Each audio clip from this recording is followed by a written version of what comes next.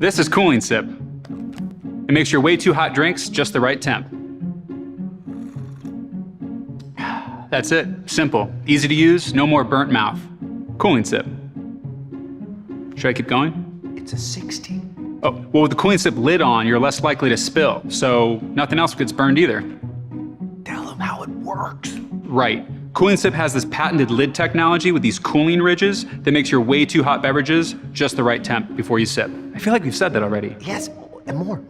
All right, well, the lid has this little reservoir in it to cue up your next sip as you drink, away from the rest of the hot liquid.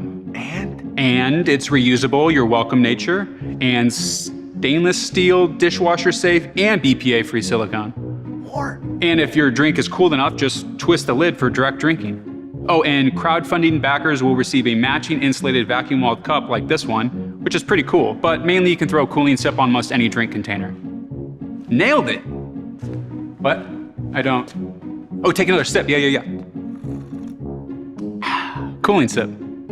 Who hired this guy?